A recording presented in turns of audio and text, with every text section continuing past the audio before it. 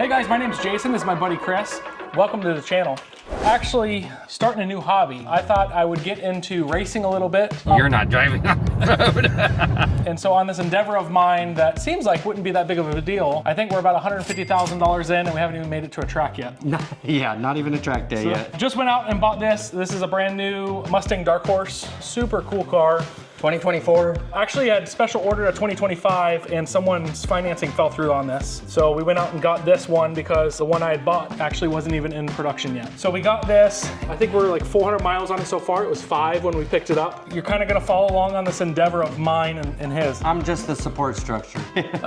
So far, we've bought the car. I think we're around 85,000. Trailer we've custom ordered is around 50,000 or so. It's a classic family problems. He wanted a trailer to haul a car, which of course would be a flatbed, but that's not gonna handle an $80,000 car, so now you need to get it enclosed. And then once it became enclosed and once he's gonna go 3 to 4 hours away, you know, and you're trying to take the family, he's got a newborn. Of course, mom's gotta be comfortable, so then that made the requirement for a bathroom and shower inside of the trailer, so that took up a lot of space. In the end, what is it, 32? 32 foot. We should be around 11,000 pounds, hopefully, with the car in it, which then led us into getting all custom cabinetry put into it, putting solar on it, generator, air We're conditioning. electrical guys, so we make sure that our electrical side and our tool side is well equipped. We both have engineering backgrounds, if not electrical backgrounds.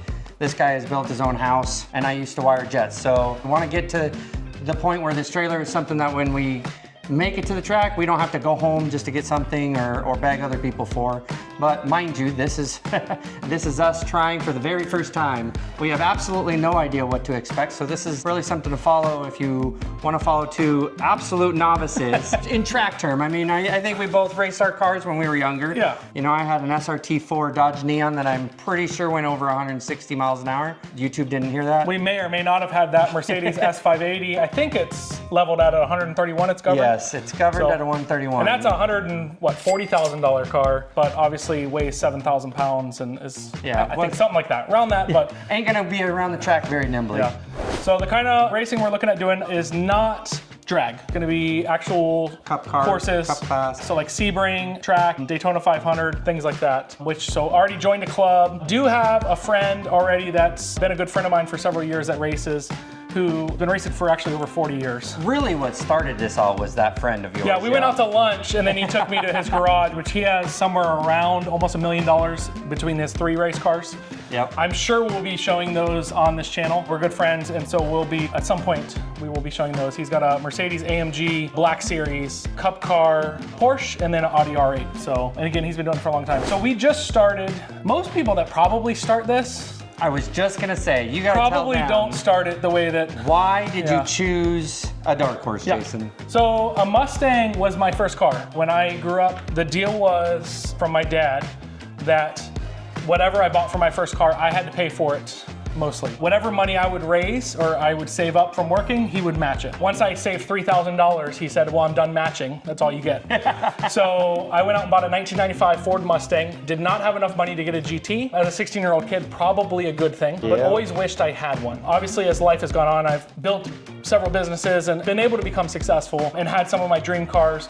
But coming back to a Mustang, which this is the fastest street legal Mustang that's currently in production. So obviously there's GT500, which is definitely a fast car, supercharged, which follow this channel long enough, this will get plans supercharged. for you. This is going Whipple. We'll do the Whipple stage 2. Got the car already. I think our trailer is 4 or so weeks out. We should be getting 6. that. So since then, we've already got the toolbox, which is going into it. We need to get some spare tires, stuff like that.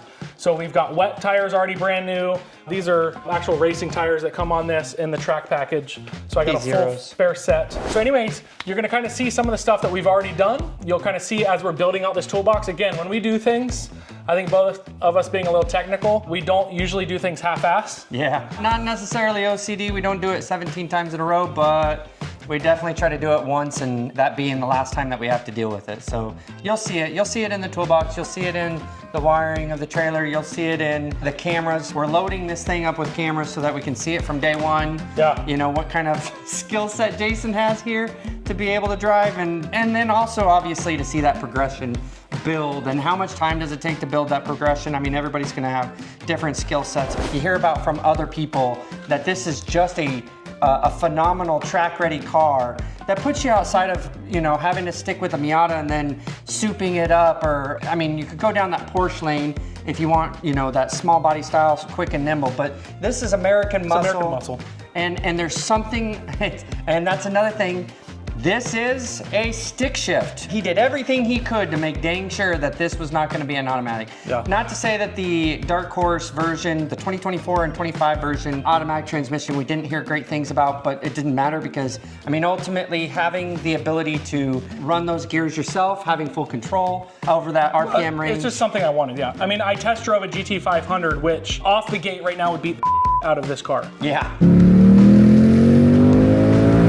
Supercharged, beautiful car, around the same price because they don't make GT500 anymore. Absolutely beautiful, but unfortunately they only made GT500s with an automatic transmission. Only with an automatic. And so that was one of the things is I really wanted a manual transmission. So that's what I got. This color originally wasn't the color I wanted. I originally wanted black, although I have fallen in love with this. It's like a midnight blue, kind of. So the camera system we got, I think we spent around $3,000 on cameras between GoPros, mounts, not even counting the DJI, because we already had that. Oh, the DJI streamer. So this is one of the neat things. So the trailer we built, we're getting custom built. We're not building it. We'll do the wiring in it, but the physical trailer. And this is a nice trailer. Like this is all the aluminum inside and outside, full air conditioning. I mean, very nice race trailer. When I'm out on the track and driving, the people back at my trailer, so on the paddock, will be able to watch and live stream in full HD what's going on in my car. So they'll be able to see, we haven't decided yet, either my helmet cam or a cam that's mounted to the passenger window aimed at me towards the front. So that'll be a really neat thing to be able to see. Something similar you'd see, like obviously if you're watching NASCAR, things like that. It is an amazing camera to have as long as something doesn't go bad, right? If something goes bad, camera view, yeah. You're not gonna wanna see that. Yep. But we got camera for the front on full gimbal and hydraulic mount, camera on the back aiming behind me, camera aiming on the driver, and then camera on helmet cam, which would be aiming out. So pretty exciting. And I don't know that, well, obviously we don't know, but I don't think many people are probably doing the streaming thing. Yeah, in our circuit of and that's another thing. We're working hard. Like right now, one of our biggest next steps to try to figure out is going to be telemetry. We want some sort of telemetry, something, I mean, the GoPros have that sync function. We're learning about that as we go. We're both researchers so they'll like all crazy. time code sync. They'll time code sync, but we really want something that's gonna give the telemetry of the car itself, and that way it can be overlaid. So telemetry would be everything about the vehicle. So it literally would hook into like an OBD2. That's how some of them do. They will show how much throttle I'm giving. So between 0 and 100%, how much brake I'm giving, 0 to 100%, where the steering wheel's turned or not. We'll tell what our RPMs are, what gear I'm in. All of the specifics about the actual vehicle driving, as well as mapping me on the track in real time of where I'm at. And most of these kits have their own embedded accelerometers. Even if they don't, believe it or not, this Mustang actually has an embedded accelerometer you can watch on the dash. So we may or may not be able showing to G-force and all that stuff. Correct. Be able to translate that into the telemetry data, and then that becomes the overlay. So that way, when it, you know, whether we're watching it or whether other people are watching it, whether you guys are watching it, you'll be able to see exactly how he's driving, why the car reacts that way. You will literally be able to watch me drive, in which we have the equipment that we've bought where we'll be able to live stream. Not that you'll want to watch it, but if you do watch it, you can literally be like, dude, you are the worst driver. Yeah. You drive like a woman, 100%, right? We're gonna have to have a little comment screen right on the side that says whatever anybody's giving you advice for. Of course, and then we'll have communications where, because you'll be able to live stream. So like my family and stuff will actually be able to be at the trailer where they'd be able to see me sometimes, right, when I'm on that side of the track. But like Sebring is, I think, 3.5 miles. So obviously they're not seeing you the entire time, but being able to see it on TVs that we have mounted inside and outside the trailer. And then communication so that they can actually talk, or he can tell me to slow down or whatever the case is. So we're getting there. We haven't figured out an exact telemetry package.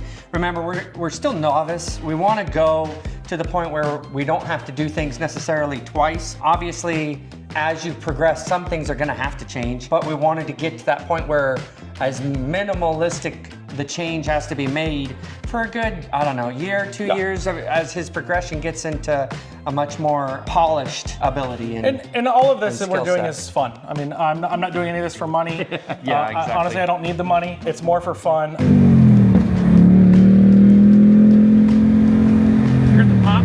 Popped. I mean, I think, like Just I said, show what a hobby is.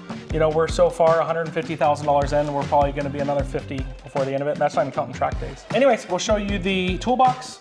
We'll show you some of the tires we got, and then we'll go from there. That sounds great. Thanks, guys. Have a good one.